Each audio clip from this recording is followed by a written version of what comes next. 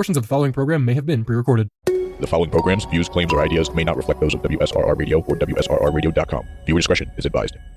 And now, we take you behind enemy lines with Lucas DeRazio and Dom Ferro on WSRR Radio. All Browns fans will go to heaven where football season's never ending. The leaves have changed, smell it in the air. Where every morning is a Sunday morning, the grill is firing and the drinks are pouring. All Browns fans will go to heaven and our motel can go to hell. Welcome to another episode of Behind Enemy Lines right here on WSRR Radio. Nationally local, meaning we play your local bands on a national stage. This is Behind Enemy Lines, your Cleveland sports talk show from Pittsburgh. I'm Lucas DeRazio, joined as always by Dom Ferro. We are recording on June 15th at 4:23 p.m. on a Monday. Again, it's going to be another early week recording because I'll be out in the sunshine later this week from Tuesday to Tuesday. St. Lucia, Virgin Islands, here I come.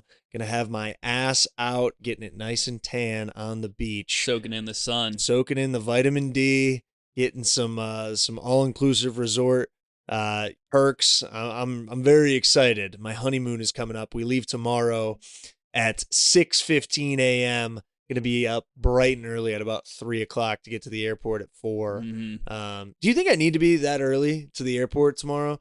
See, that's the thing I hate most about flying. I'm going out of town this week too to North Carolina. I was debating, do I fly or just drive? And the fact that like you have to get to an airport like 2 hours before the flight actually takes off, that was like the decision maker for me. Yeah, I'd rather just drive. Like, how long is the flight? I don't know. I feel like flight would probably be like 2 hours. No how more long than is the 2 drive? hours. Yeah, I should ask how long the is drive the is like gonna be like 7 hours.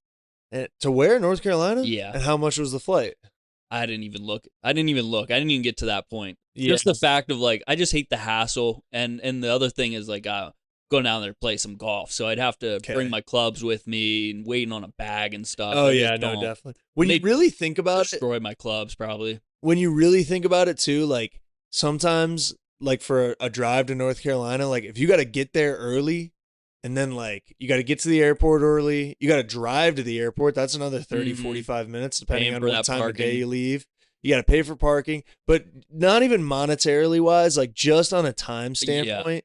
If you're going to drive 30 to 45 minutes to the airport, get there 2 hours early, wait in the airport for 2 hours, then get on the flight, then drive from that's another 2 hour and a half probably only, but then you got to drive from there. You got to maybe get a rental car or have someone pick you up, then the drive from there. It's like really you're only cutting out like 2 hours probably. Another one of my least favorite parts about flying is like, all right, you board the plane, you board it super slow, and then you sit there for like 30 minutes. Yes. And then you take off.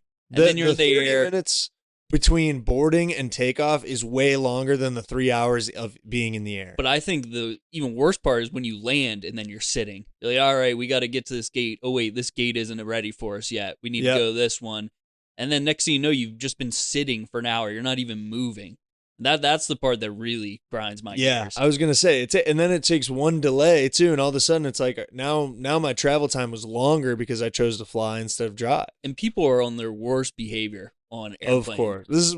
I think we've talked about this on this show before too, but like the airport and on an airplane it brings out the worst in people. 100%. People are jerks. They're inconsiderate. And like even me, I start turning into like the worst version of myself. I'm like looking at people like, why are they standing up so early? Yes, we just landed. Where do they think they're going? The worst. There's no need to stand up the second the wheels touch down. Yeah, but it makes me like unnecessarily mad. It's like I might need to say something. Every time I fly, I go, I'm about to say something, then I never do. One time I was on a flight and my great uncle said something to someone, and she was like, my mom is like in the hospital dying. And then ever since then, I'm like, I'm never saying anything to anyone. She might have not been telling the truth, but that wasn't like she shut him up. That's something else too. I feel like every time you say something to someone in an airport or on a flight, it's always like the worst case scenario. And it's like, there's no way they did. Like someone's got to be lying. Someone's stretching the truth. Someone is lying. Someone's going to everyone's going to lose their job if they don't make the flight. they're going to see a dying relative, like they're going to see their kid. Like it seems like something, like somewhere there's a disconnect between the truth and what we're saying, right? I mean, the drama just gets bumped up a notch on airplanes. I've got plenty of stories from planes of just people being jerks and me probably overreacting too. Yeah. But, like I had one airplane where this person like the people singing from me were like two girls who are probably like, like around 15 years old. This mom comes back from like 3 aisles back. She's like, "Oh, are you like all good? Are you like relaxed? You want to like move your seat back?" And they're like, "No, we're all good." And then she like grabs their seat, like hits like the recline button and like yanks it back as far as she can. So she made them recline. Yeah, they didn't even want to. And now they're like, these people are like right in my face. Yeah, of course. The TV's angled down now. It's like, now my flight's going to suck. And that makes me mad. So that they could get that extra 2 degrees of recline. It's like, come on. And they didn't even want it. That was the worst part. Now I'm mad at an old woman and 2 children.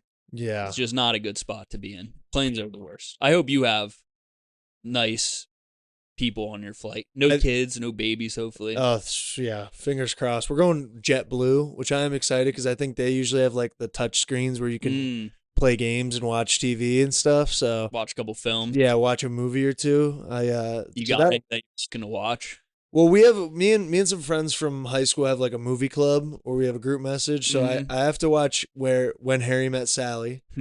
I think actually maybe the deadline to watch that was today, so I'm a little late. I maybe got some leniency because I had the wedding this past weekend. I hope so. Honeymoon this week. Hope they cut some slack there. I was very busy in the lead up to it, and now in this in between. No time to watch films.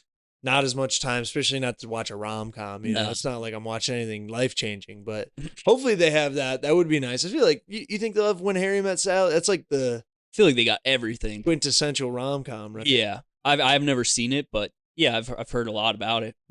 I feel like no matter what, whenever I watch a flight on a movie, I always remember that I watched the flight or the movie on that flight. Like if someone brings up, like I remember Wolf of Wall Street. The first time I watched it was on an airplane. Like if someone brings up a movie, I'll be like, the first time I watched it, I was on an airplane. Everything, Everywhere, All at Once. You remember that movie? I haven't seen it, but I've heard. It's good. Yeah. It's pretty good. And I remember my friend telling me he cried watching it, and I was like, oh, I got to watch it then. And I remember watching that on a flight. And did it move you to tears? I remember being like, this might have made me cry if I wasn't on an airplane and I wasn't watching on a tiny a smart fridge screen. Yeah. What was the other one? There was one other one that I specifically remember watching on an airplane for the first time. But now, last time I flew, I watched, we went to Europe, and I watched the first 2 Lord of the Rings movies on the way there and the last one on the way back. That's pretty good. Which was nice. That's a nice setup. That's a good way to do it. I tried to watch Napoleon, that movie that came out a couple years ago with Joaquin Phoenix. I don't know if I could watch that on a flight. I didn't know I thought it was going to be like a historical, like, I didn't think it was going to be as graphic as it was. Like 10 minutes in, they're like having sex. Oh, of course. Every time you watch a movie on a flight, there's always sex in it. And it was like way too much. Like you can maybe get around like if it's not too graphic, but this was just like, I had to shut it off immediately. At first I tried to fast forward and there was more nudity, and I was like, I just gotta give it up and find a different First movie. off, I watched like 30 minutes of that. First off, it's awesome that whoever wrote Napoleon was like, we're gonna write this movie about the life of this great French general and like historical figure, and the first thing we gotta talk about is his sex life. Yeah. Like I love how they do that and move. Like same thing with like Oppenheimer. They're like, Oppenheimer, he built like a nuclear weapon and like killed millions of people and like the guilt of that. But guys, by the way, we do have to show him butt naked. Well, yeah. Well, that scene I didn't really mind too much. In Oppenheimer? Yeah. Because he's like being interrogated. Well, I felt like that was like, there's like kind of a point of the nudity in it. Compared to like Euphoria. Watch the last season of that. It was where like it's just it's just insane. Yeah. Can't imagine. Like it's hard to believe what they're putting on television nowadays. But that's the other thing too, is that any movie you watch on a flight, whether there is or isn't a sex scene in it, there will be a sex scene. There will be a boob in it. No matter, yes, you will see a boob. Yeah. You will see tit. You're not getting around that. On an airplane. And you always also catch the other people on the airplane seeing it. It's movies are way better on, I know this is like a common thing I feel like people have said. Movies are so much better on an airplane on someone else's screen. Yeah, no. That is something I've seen on Twitter, but it's true. No matter It's what accurate. I'm watching, like if I lean out into the aisle and see someone 3 rows up, I'm going to be wanting to watch what they're like. I'll be looking at their screen instead of mine. Yeah. I've definitely done that before. I like watching like live TV on a plane. See what's going on the ground right now. It does make you feel, if you put on never do I watch the news, but if you're on a plane and you put the news on, that makes you feel like a baller. Can you imagine being in the air when like something crazy goes down? Mm-hmm. That'd be wild. I think we all thought of like the same thing at first, and then no. It'd be cool to be on there in the Knicks one. That would be cool. I was gonna say, watching sports on a plane is really like that makes you feel good. Yeah. Like if there's a game, really any sport, if it was like tennis, which I do enjoy watching tennis, but like I'm not gonna seek that out watching it when I'm on the ground. Yeah. But if I'm up 50,000, Alcaraz. if I'm Unless it's Alcaraz. I don't even. Or Sinner. I don't. Oh yeah, those are the hot young boys, right? They're playing the majors. Maybe I'll tap into that. Those are hot young boys. Yeah. Those are the hottest boys out. But like, yeah, if I was on a plane and it, like sometimes they have the cable thing and like that came on, like that would just make me feel like, yeah, I got to watch this up here. Tapped in, yeah. It's pretty sophisticated. It is kind of performative. Yeah. Maybe that's what it is. People are looking over being like, that guy watching tennis? It's kind of awesome. I've always wanted to be on a plane on like the night of July 4th or New Year's Eve, see fireworks from up there. That would be cool. I think I got to do that one day. What's the coolest thing you've ever seen from a plane out the plane window? Probably like aliens. No, you've ever seen. I don't know. Like, I don't know. I think it's always crazy how many baseball fields and golf courses there are on the ground. I always think that's fun to see. Crazy. I liked when we oh my God, there's 5 baseball fields within a mile of each other. Oh yeah, that is nice. You never see anyone on them though. I like anytime I see anytime I go over a high school and you see the field, you just want to look. Every time I see a football field, I just am like, there it is. Footage. Want to see it? You know, I don't know why. I just love seeing a football field from way up high. When we flew to Las Vegas a couple years ago, like seeing you're like literally out in the middle of the desert and there's all these like mountains and stuff. And all of a sudden there's this city. So that was pretty cool to see. See mountains, flying with mountains. Yes. Mountains are pretty cool. And then when we flew to when I was playing at my final year at Duquesne, we played Hawaii. And you know, obviously flying all the way over the nation and then you're out in the water is cool. But when we were on our way back, we left at like 6 o'clock Hawaii time, 6 p.m. So I was like, all right, it's time to like sleep. We're trying to sleep as much as I could.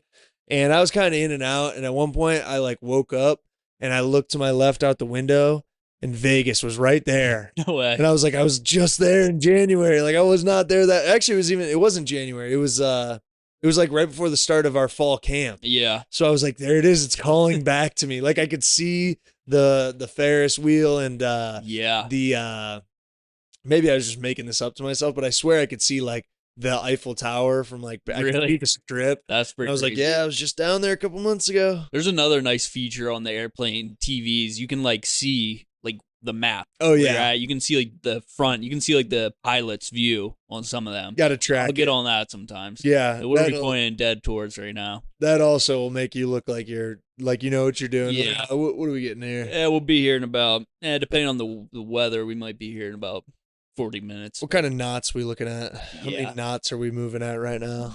Yeah. Planes are awesome. The BS around planes, not so cool. Yeah, it is annoying. But the thing, like a comedian once said, I forget if it was, might have been Louis C.K. or something. Like everyone wants to complain on a flight, and everyone like complain about the airport, complain about the plane, like all these different things. It's like you guys understand we're 50,000 feet up in the air right now in a metal can. Like, let's just be happy that that we have this ability. It really is like a modern day miracle. Yes. 'Cause like you can travel somewhere in a few hours that would have taken people 100 years ago months to get to. So maybe not month's journey but takes you, you know. Yeah, but I mean, if you went hour. across the seas, like that would probably take you a month or something. Exactly. And like that, can you imagine traveling that way on a imagine boat? going to China on 100 years ago? For months to get to Europe? to get to Portugal. Wouldn't even be worth it. No, it really Get wouldn't. there, you'd be like, really? I waited all this time for this? You'd be seasick. You'd have scurvy. That's in the rare case you make it across that boat. That's a big thing. No, I shouldn't say rare, but in the case, that's the point of it too. You get Very rarely you hear hantavirus. Exactly. That's what I'm talking about. We our layover is at JFK in New York. So I will be in New York quickly while everyone else there is celebrating the Knicks championship win. Tomorrow the parade day. Is it? I don't know. I don't know. You could see the parade out the plane. That would be pretty sick. That would be pretty sweet. Yeah, keep an eye out. I think the airport's kind of far from downtown. Yeah, but you never know what you'll be able to see. You'll definitely see some Knicks fans in there. Oh yeah, I'm sure I'll see maybe some big shots in there, like A-Rod. Yeah, maybe I'll see Action Bronson walking through with his Ewing jersey. I think you'll see him. You'll see Timmy Chalamet coming back. I was gonna say Nancy Alamise will cut it up real quick. He's flying private for sure. Yeah, I feel like and he's not flying from Pittsburgh. I feel like Spike Lee might fly commercial. Yeah, because I heard that he's like the only celebrity that pays for his seats on Celebrity Row. Really? Like all the other ones are gifted, but he's like beefed with James Dolan, the owner, for like forever, I guess. So he pays for all his he pays for his season tickets on the court. So I feel like you got to pick one or the other, either PJ or courtside seats at the Garden. Yeah, you think he's on that type of budget where he's like, I got to do one or the other? I mean, I didn't even think he was on the budget to be able to afford courtside seats. Like he's got some good films, like some all-time films, but what's the last movie he made?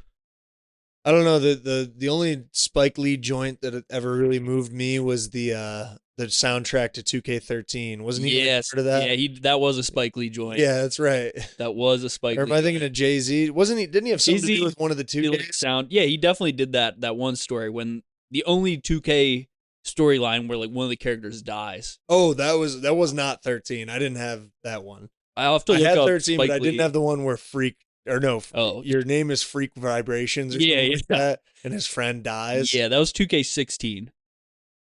2K16. Yeah, I didn't get that far. Oh, he made Black Klansman back in 2018. That was pretty good. Yeah, you liked that movie. Yeah, that was solid. You liked that movie, but yeah, Do the Right Thing though. That's a great film. Karl Anthony Towns, Josh Hart, Jalen Brunson, Mikal Bridges.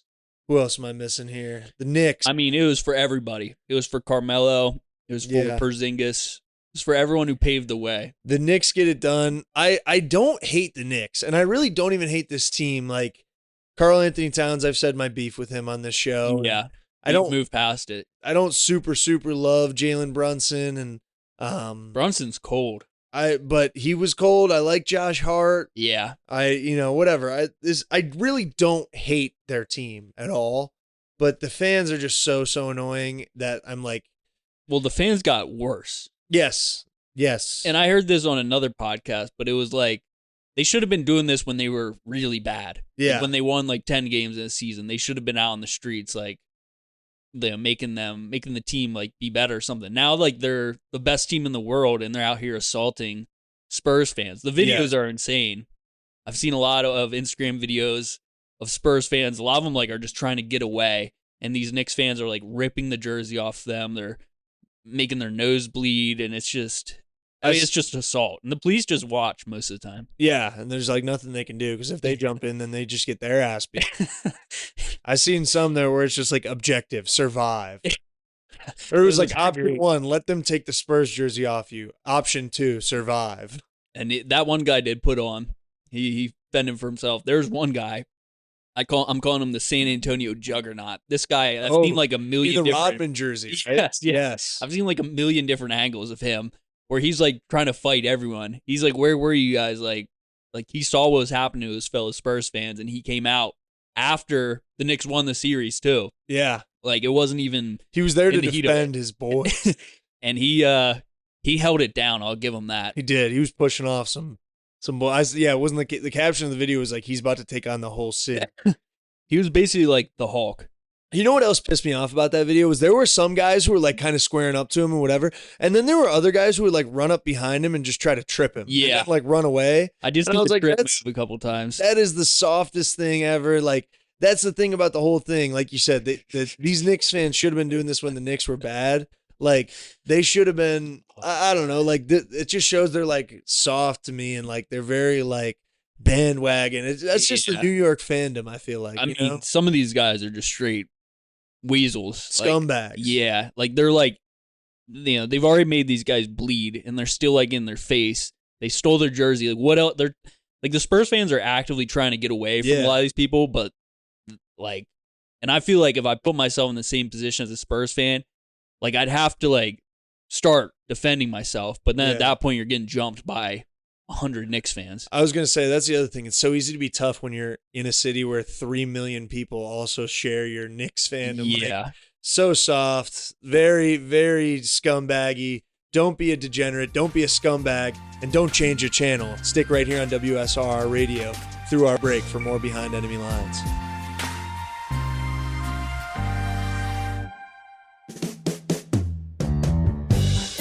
Based out of Chicago, Synergy Music Studio is built for artists who care about the sound of their music. From recording, mixing, and mastering to full production and live studio sessions, Synergy works hands-on to help artists turn ideas into finished professional releases. They support the Chicago scene and they welcome new artists anytime. If you're serious about your sound, start at synergymusicstudio.com today.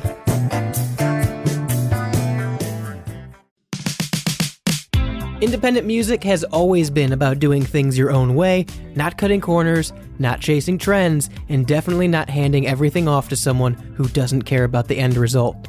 That's where Hellbender Vinyl comes in. Hellbender Vinyl is Pittsburgh's first and only custom vinyl record pressing plant trusted by artists across the country. They work hands-on with independent musicians to make sure each release sounds right and feels right start to finish. Every project includes 5 free test presses, so quality isn't a guessing game, it's built right into the process. So, if you're serious about your music and how it's released, don't settle for disposable formats. Press it with Hellbender Vinyl. Hellbent on quality, hellbent on service, hellbendervinyl.com.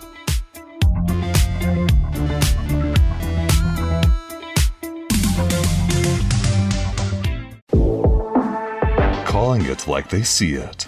Lucas and Dom are back on WSRR Radio.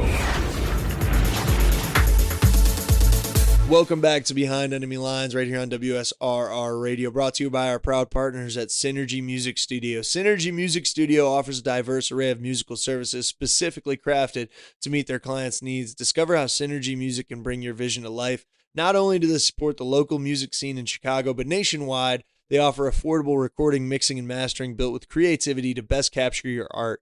Find out how Synergy can elevate your sound at synergymusicstudio.com. Again, we are recording this on June 15th, 2026 at 4:48 p.m. here on the North Shore of Pittsburgh. I just got back to the city of Pittsburgh about an hour and a half ago from a long wedding weekend in Northeast PA, Factoryville, Pennsylvania. Electric City. Absolutely gorgeous, just outside of Scranton, the Electric City. I'm coming to you today as a trapped man, a man with handcuffs on, the old man. ball and chains, getting the whole whip out, telling me to get home, huh? I think we got to pull out the Farmer's Almanac and then find a few like tips and tricks because it's going to be a long road for you. Some tips and tricks for marriage. Yeah, exactly. That's There's right. definitely a few in there. I don't know why I thought you were gonna say look up the Farmer's Almanac and see what the weather was on June 13th, like as if that would In as if that would 1965. yeah, that would make a difference for me. Yeah, that would. But see what the moon was like on that day. yeah, wedding Live weekend faithfully. went. Yeah. Wedding weekend went well. I appreciate everyone who sent out well wishes. I'm a little hoarse today, if you could tell from. Do I sound bad at all? No, I think it sounds good. No? A little grizzle, it helps. I think it's gonna. Bit. I think we're gonna get some respect on this program. Yeah, I appreciate everyone that sent out well wishes for my wedding weekend. It was real kind. I played some golf this weekend. Played 2 games. Played on Thursday and Friday. Thursday did not go as well as I would have liked. Me and my dad scrambled against my brother, and we beat him by 2 strokes only. Okay, so you still won. It's not good. Yeah, but 2-on-1, you should win by more than 2-3 strokes, whatever it was. Your dad told me that you played pretty good. So if you can straighten it out, like you'll be. When I was playing with him, I didn't think I played great. I also wasn't using my own clubs though. That makes a difference. I was using my brother's clubs, my middle brother's clubs, who didn't play with us. Friday I played, and I did have my clubs, and I actually meant to text you. I was thinking about texting you the entire round, but I didn't want to jinx myself. But I was gonna text you right after and just say I figured something out. I'm back. Because I was striping it. I probably played the round of my life. Really? And you just need your clubs. Yeah. Your prized possession. Which surprised me because, again, I was playing okay the day before. I was hitting my brother's driver amazing. I was like, I might have to steal this. Yeah. And I was worried about going back to my driver, but I did Your okay. driver was better? I was probably it was about just as good. Okay. But everything else was a little bit better. New driver could be good though. You never know. New driver might figure it out. No, but I figured it out though. You figured it out. Yeah, you're good. I figured it out. We were playing well. We did a little scramble again. And we figured something out. We were playing well. Again? We won again against my dad and my other brother and my buddy Ryan, my cousin Jacob. Nice. And so that was a big win. That was a good start. The one dude I was playing with, he was like, "You're playing great. It's almost like your wedding's this weekend or something." And I was like, honestly, I was having doubts about going through with this whole thing, but I'm playing so good, I got to now. Like, this is a sign from the golf gods that Maybe I'm in the they're right place. Maybe they're saying you need to stay a single man to keep this golf game. Now you're gonna have no time to keep the game up. No. You gotta be committed to marriage, no longer committed to the game. Maybe you're right. Maybe that was my send off. Maybe I should just not. Well, the other thing is that we're moving to Philadelphia in about a month. Yeah, gonna be tough to golf there. It's gonna be a lot tougher. I was asking the guy who I was golfing with actually does live in Philly now, and he was like, everywhere around here is super expensive and private. Yeah, it's like if you want to go out further, you got it is further. Those are where the public courses are. They're not as nice, and they're still super expensive. Yeah. So I don't know. Go to Jersey. Yeah, exactly. You got to head over to Jersey, and that's where the yuppies are. Uh-huh. So yeah, it's gonna be tough. You have to find a good range though, just to keep the maybe a simulator. Yeah, getting a sim league. Get the sim league going. That would be nice. That would be huge. I went out and met my new boss on Wednesday. Oh yeah, Wednesday, my new boss down in Philly. Is he the man? And he is the man. Oh, I love him. I actually really like him a lot. That's great. But he originally told me, he was like, "Yeah, I booked a golf sim for us to hit a couple and get to know each other." And I was ready. And I was like, this will be perfect. I'll warm up for the weekend. I got a big weekend of golf ahead of me.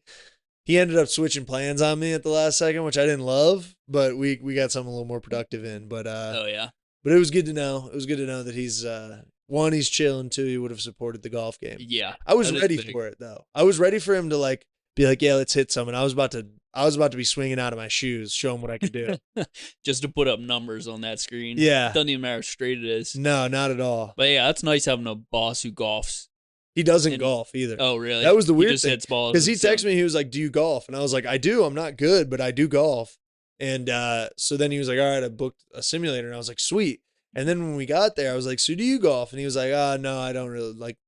He was like, I used to hoop a lot. And then I had a car accident and my knees kind of got messed up. So I don't play, I don't really play anymore. And then he was like, I was going to get into golf. I tried and I just whatever, it didn't work. So I haven't golfed in years. Not for him, huh? I was like, okay, sounds good. But he'll still smack you in the sim though. Yeah, it sounds like he'll get out there and hit some on the screen. That's big. Which is nice. But it is also nice being a better golfer than your boss too.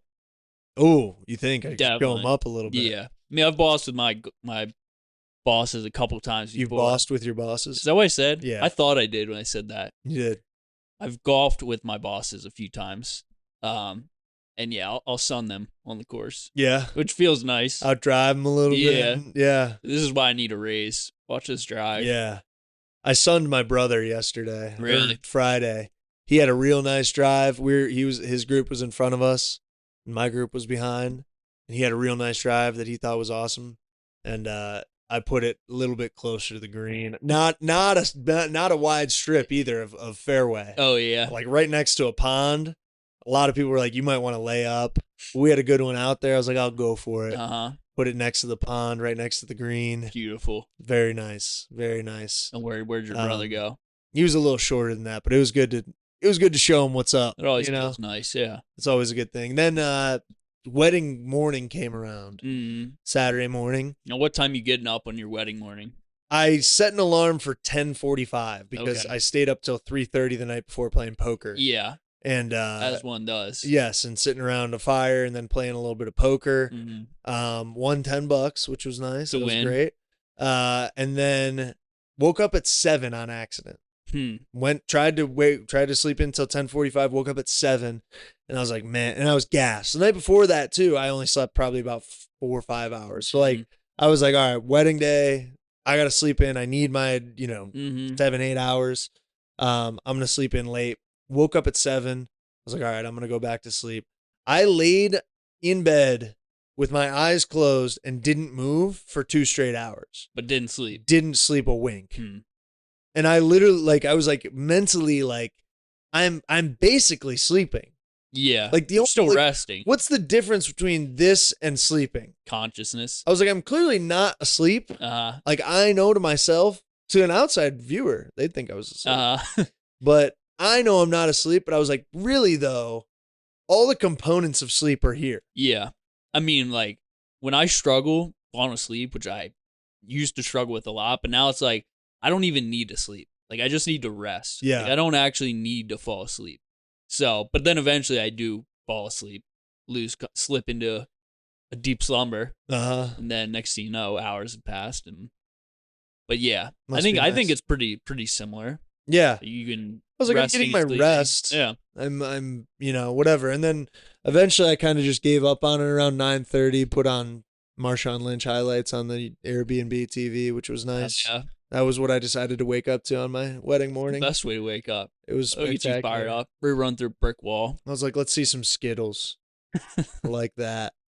I like that. One of the common themes of what me and my friends do when we get together is like, we'll just, if there's a smart TV somewhere, especially when we're on vacations, like we're on bachelor trips and stuff. We've gone on 2 bachelor trips with my friends from high school, and both of them at some point just devolves into everyone sitting around a TV and putting on NFL and college highlights of one player. Favorite guy. Yeah. Yeah. As deep as we can, too. Get deep in the bag. Hole. Usually it's someone that's on our fantasy team. That's what we have to get out.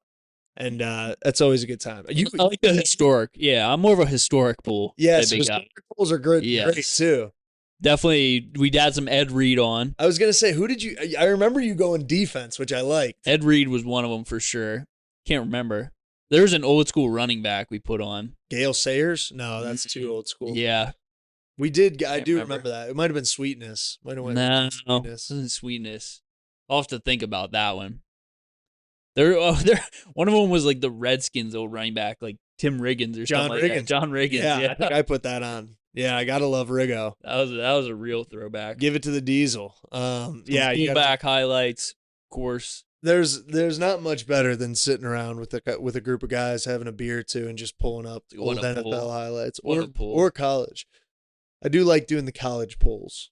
And you came over last week to record my YouTube history. One of it was just the searches with CJ2K. Yep. I had to see. That's all you had to, that's had all to you see needed. that season. That's all you needed. Didn't even have they to knew put what I in wanted. Chris Johnson. No, they knew. So then, anyways, after watching some Marshawn Lynch highlights, I said, "All right, boys, let's get to this diner that I've heard is good, the Bluebird Diner in Factoryville, PA. If you're ever around, go. It was pretty good. The I looked on the special for the day. I didn't get the special, but it was country fried steak and eggs and home fries. I'm out on the fried steak. I'm not a huge fried steak either, I'm not a big fried steak guy either. Yeah. But 2 people at my table got it, gave me a bite, melted in my mouth. Spectacular. Really? I don't know if I could have done more than a bite because it's deep fried steak with gravy on it. Yeah. I was like, that's a lot. That might be a bit much, but what I had was really good. Melted in your mouth. Melted in my mouth. That's high praise. Guess the price on that. Country fried steak and eggs. Any way you want them. I'll go home fries and toast. I'll go. I feel like it's gonna be $8, but whoa. $12. 10. I was gonna say 10, and that was $10. My real guess was gonna be 12, but 8 is 10 years ago. It was ridiculous. probably 8. And then I got the New York strip steak and eggs. Oh, and toast and home fries. Price on that $13. That's pretty good. Still Can't spectacular. beat that. I was like, I can't pass. I was like, I really wasn't even thinking about doing something like that, but like for $13, how can I pass that up? And in Rome, yeah. I mean, you got to. So I got that and 2 blueberry cakes, and I pigged out. Pancakes. got to. Pancakes, yeah. That sounds great. It was It's a great start spectacular. to the Some day. good diner coffee too. It was very like quintessential diner place. Now I was worried because 10 of my friends went. We got 2 different tables. 4 of them were at one. 6 of us were at this other table. My back was like I was cozied up to the other table. I could kind of turn and be at both. 2 of my friends also got the New York steak at the New York strip at the table behind me. Theirs came out and it looked like a long piece of beef jerky. Oh, interesting. I was worried. Yeah. I was like, oh man, I don't know. That does not look very good. They gave you a prime cut, though? Mine came out and looked good. Mine looked, I don't know if they knew. I had to have, I feel like. I don't know if someone told him that it was the morning of my wedding, but Give him the best cut we have. they gave me the prime stuff. So the other, they looked like you could still see where the jockey was hitting it. Yeah, you could Yeah. see. That's exactly. It's not a horse. Well, that's the It joke. might have been a horse. Could have been horse meat. You could see where they're hitting him with that whip. Yeah. Yeah. It's still- Did they like theirs? One of my friends said his was really good. The other one said it was a little tough. And I was like, your guys both look pretty tough. I'm not going to lie. But they said that they enjoyed it. But yeah, the Bluebird Diner did not disappoint. I was a big fan of it, and it was a good way to start the wedding. My friend was like, why are you doing that to yourself? Like, you're going to be shitting your brains out, basically. Yeah. So I was taking the over easy egg and dipping the steak into it. That was my cheat code. that sounds pretty good. And honestly, I think that would have your stomach feeling right, honestly. I didn't feel bad at all. I mean, it's very like dense probably. Yeah. It's not like you're eating Taco Bell or anything like that. I was kind of just like ready for the self-sabotage though, where I was just like, if this goes bad, it goes bad.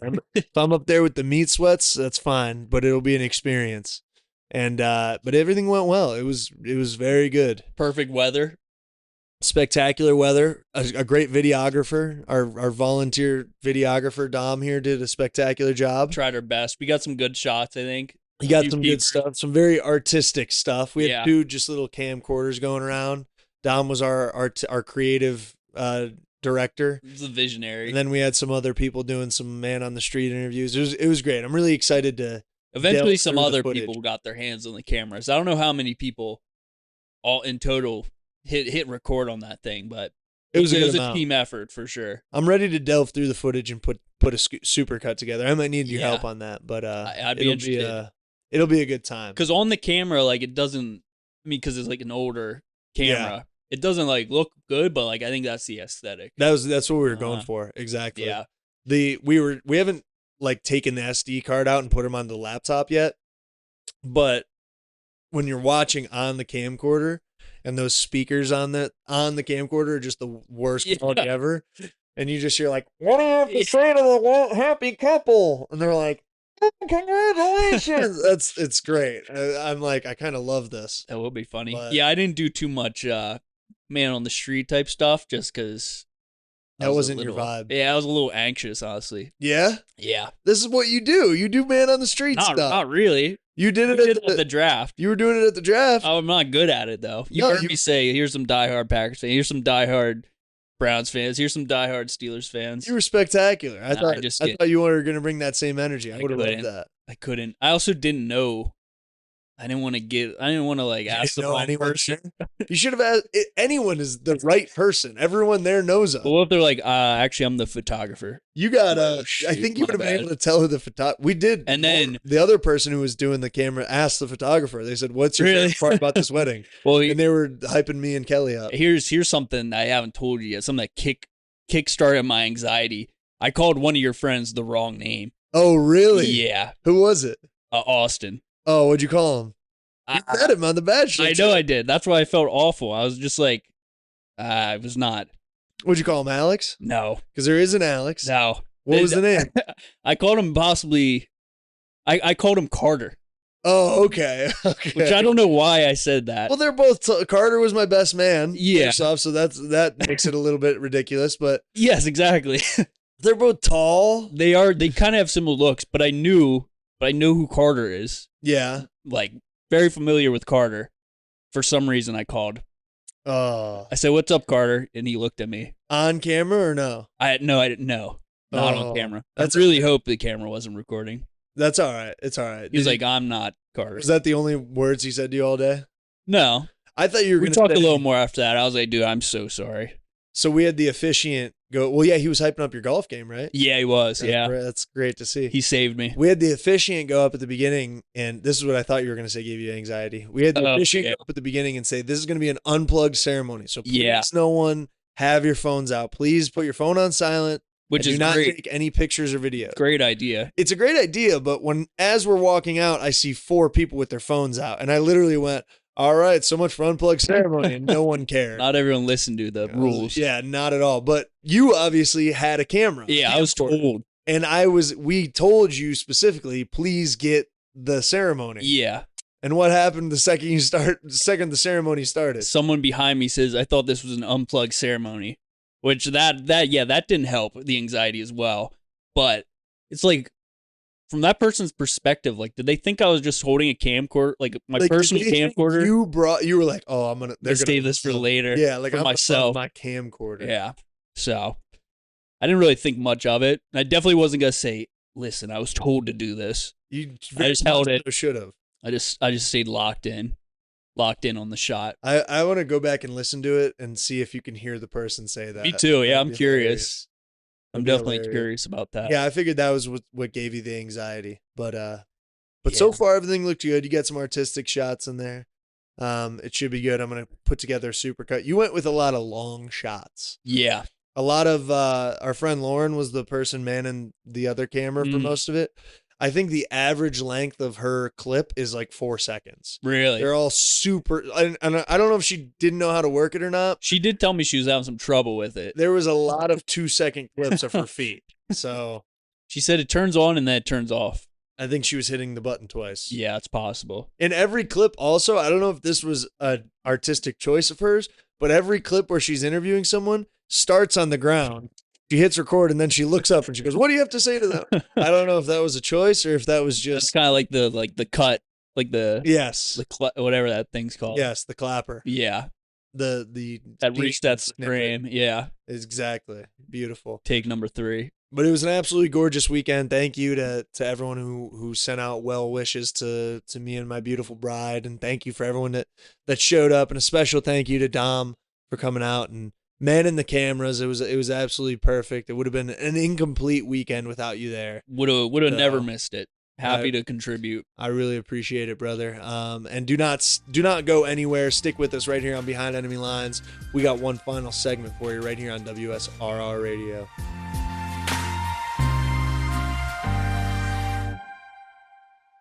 The following State of the Union is brought to you by WSRR Radio in partnership with GenericClothes.com.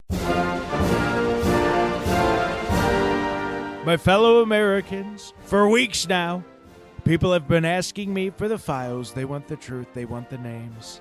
They've said, show us the names. Well, today I'm going to do just that.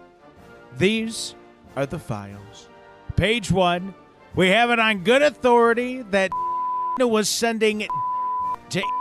We know this because of his involvement with terrible guy, honestly.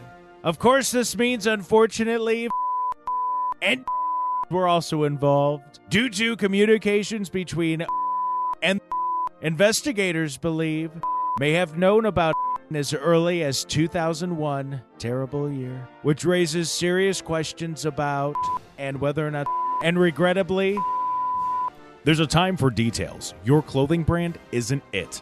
Nobody cares about those details. Get to the point with GenericClothes.com.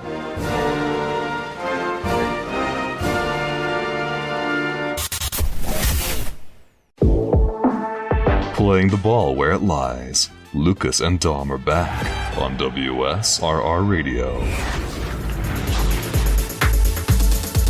Welcome back to Behind Enemy Lines here on WSRR Radio. We're proudly brought to you by our friends at GenericClothes.com. Nobody cares about the details.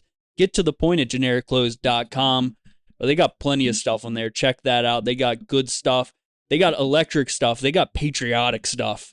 Maybe as patriotic, maybe even more patriotic than Freedom 250. Oh, yeah. At the Whitehouse. this Sunday, USA, June 14th. I think it was like Trump's birthday or something this weekend. Yeah, give it up. Give it up for that. Yeah, let's get some of the Let's get the sound soundboard effect. working here. Bang. Yeah. Yeah. Gunshot sound effect. Get a little applause, dude. Woo! That's the high tech stuff you get here. Yeah, UFC at the White House, Freedom 250. It was actually a really good event. It was pretty cool. I've been out on UFC for a few years. I thought it was kind of dying a little bit. I thought they had lost a bit of like the star power. They'd lost like the big events. But last night I was hating on this event for a while, but they pulled it off. The biggest thing was the fights were really good. It was a tight card. There were only 7 fights on it. Usually you have like 15 fights. There's a bunch of undercard that no one cares about. These were 7 really good fights, and they all ended in a KO or TKO, which is the first time that's ever happened in UFC history. So the fighters delivered. The setting was really cool. I get why a lot of people like hate on it. Like this sports shouldn't really be held on the ground of the White House, probably. Yeah. Yeah, definitely not. But they were going to do it no matter what, and they pulled it off, and they did a good, entertaining show. They definitely got a lot of viewers for it. It's gotten me a little bit more interested in the UFC going forward, but yeah, overall it was a fun night. The headline event, Ilia Topuria versus Justin Gaethje. Topuria was like undefeated coming into this, 17-0. He was like in the conversation for like greatest of all time. And Gaethje goes out there and he whoops him pretty good.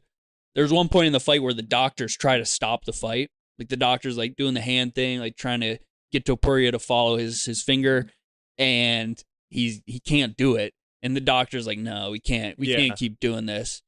And then like the ref comes in and he's like, no, we're good. We're gonna keep this going. He basically overruled the doctor. It was the first time I've ever seen that in the UFC in any sport.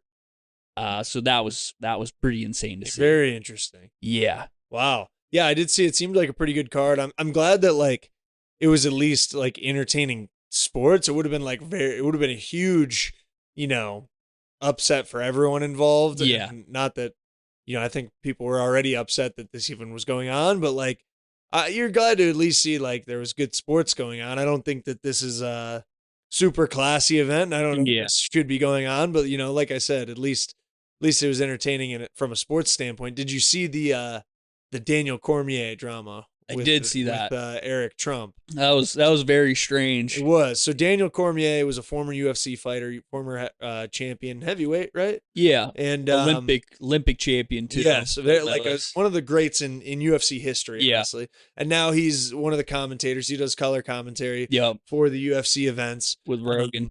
And what was that? With Joe Rogan. Yes, with Joe Rogan. Fought Stipe a couple times. Yeah. Cormier. Shout out to Stipe. Yeah, he beat Stipe. He did beat Poked Stipe. his eye. Stipe Controversial. beat him. Yeah, that's right. Actually, Stipe poked his eye. Oh, okay. I'm getting it mixed up. Yeah, I think that was it. And then he ended up winning anyway. But whatever. Yeah. Legend. So yeah, there was a lot going on there, but two legends of the sport. So Cormier now is a color commentator, and he took some screenshots and posted, and has since deleted. Right away, he deleted it. Yes, that Eric Trump, the son of Donald Trump, if you know, who you might have heard of, he's the president. Basically, contacted Daniel Cormier and said, like, "What do you think about the fights this weekend? Like, really looking forward to it. Blah blah blah. Mm-hmm. What do you think about the fights?" And he was like, "Oh, like I'm pretty unbiased. Like it all should be like it should be a really good card." And then he was like, "I'll ask you straight up." Or no, first he was like, are you betting on anything? Eric Trump asked this. And he was like, I'm not allowed to, like, obviously whatever. And then he asked him like that. And then he asked him if any fighters are injured. Yeah, he asked him if any fighters were injured. Yeah. Too. And he was like, I don't think so, or like something like that, right? Yeah, he said, I'm not quite sure why you're asking me this, but I think they're all in good shape. Yeah. And then go ahead. You got him up in front. And then Trump says, I'll just cut to the chase. Are any of the fights tomorrow rigged? I've been eyeing the Lopez fight, and I think an upset wouldn't be too unrealistic, $. And DC responded, no, none of our fights are rigged, and honestly, I'm appalled that you would even ask me something like that. And that was the last screenshot on the tweet. The caption of the tweet was, "I'm probably going to get a lot of flack for bringing this to light. However, I refuse to stay silent. The UFC is a sport that I am deeply passionate about. I will not tolerate this type of insider behavior. Shame on anyone trying to ruin this beautiful event." But the thing is, like, no one really saw the tweet except for a few people. Like, there's like a screen recording of someone clicking on it and it says like this tweet doesn't exist. But like with AI and stuff, it's like they're gonna constantly deny this. Yeah. Like, no, this will never unfold into anything, unfortunately. So do you think that it was actually? Do you think it was actually posted or no? I mean, I've just seen too many things that make me think it was posted. I've seen a screenshot of the tweet and then the opened pictures, like the, you know what I mean? Yeah. Of the screenshots of the actual questions. But then there's been like a lot of different like stories coming out. Like Cormier said that his account was hacked. Other people have said like the pictures are fake. It's like, which one is it? Like the stories just aren't adding up really. Yeah, there's like a screen recording of the chat. So I don't know. It's I hope it's not real. And like the way they are messaging is kind of strange. Why is that? What do you mean? In what way? Like, why would he outright just say, are any of the fights rigged? Yeah, I did think that was weird. At first, when I went into it at first and it was like, Eric Trump asks if the fights are rigged, I was kind of like, oh, like, we'll see what he says. And then I was reading the injured thing, and then the fact that he was like, all right, I'm going to ask you straight up. Yeah. I was like, I don't know about that. Like, that seems a little bit into like on the nose. And especially for a guy who is, you know, like, you can say what you want about the Trumps, but, you know, he's definitely like media trained and smart enough not to be like, what's rigged and how can I make money off? Yeah. You're not going to say that straight up. I think that would be absurd. And then, especially not on somewhere where there's a paper trail where like there's, you know. Yeah, definitely. He might say that in person. Yeah, I could definitely see that. He's smart enough to know. And then in Cormier's caption, I thought the weirdest part was like he says, the UFC is a sport that I am deeply passionate about. Yeah. Not MMA as a sport. Yeah. The UFC is a sport. That part. Yeah, just the UFC is a sport. That part alone is just weird. Because the UFC is the league, basically. Yeah. The organization. That's like saying the NFL is a sport that I care about. Exactly. I think DC. I don't think DC would say that. Yeah. I hope. It's just weird. Just very weird. You think it's liberal propaganda? Yeah, it's too woke. Did you see? You see? I mean, I wouldn't doubt it. It's all everyone on every side now is, you know, just doing mudslinging and whatever. But 100%. Go on. What were you gonna say? Did you see the guy who played Dwight in The Office was like, we just could not make The Office today. Yeah. The woke would go too crazy, and the tweets have been pretty funny. Someone was like, "Yes, how would liberals respond if Kevin dumped his pot of chili in 2026?" Yeah. Like, how would we? Every good sitcom loves being like, we could never make that show today. Yeah. Which like there are some things that like I know what you mean, but at the same time, it's like you watch what's on TV today, and it's like, no, I think like they get pretty edgy, pretty controversial. People still do whatever they want. But yeah, like Seinfeld, The Office, like everyone's always like, we could never do this show today. We could not be this politically incorrect. We would be canceled. And then the UFC fighter last night said something about Michelle Obama, which was like just disgusting. Yeah. And then just classless and rude and stupid. It's like, I think we're as society, we're just as impolitically correct as we were 20 years ago. Yeah. You can make whatever TV shows you want. Yeah. Just make them funny. That's right. Make me laugh and you can like say this whatever show. you want. This show. We can say whatever we want because we make people fall over in laughter. Yeah, people are slapping their bellies and farting. They're rolling on the floor, laughing their asses off. That's one thing about this show. Like, if you're gonna listen to this show, if you're gonna turn it on, like, be prepared to ROFL. Like, be prepared to be laughing a lot. Tags on this show: sports, Cleveland, Pittsburgh, Raffle, like independent music. These are the tags that you'll find on this show. One more thing though, before we go, you sent me a T-shirt on Instagram that I might need to buy. We had my bagel Jewish, my Mayor Muslim, Nixon 4. Well, my Christian Dior. Yeah, my Christian Dior, Nixon 4. Well, they didn't win in 4, but what about this from Buffalo Wild Wings? They said, my Gardens is square, my Rizzler is Italian, my Buffalo is Wild Wings. Now New York's got the rings. which doesn't really flow as well, but It's kind of weak, but it just the has Rizzler is Italian. My Rizzler is Italian. I don't know about I stand on that. I don't know how much that flows, but this flows. This show flows. Make sure you guys have a spectacular weekend and join us next week right here on WSRR Radio for more Behind Enemy Lines. Peace. The preceding program was a sponsored production. The views, claims, and ideas expressed may not represent those of WSRR Radio.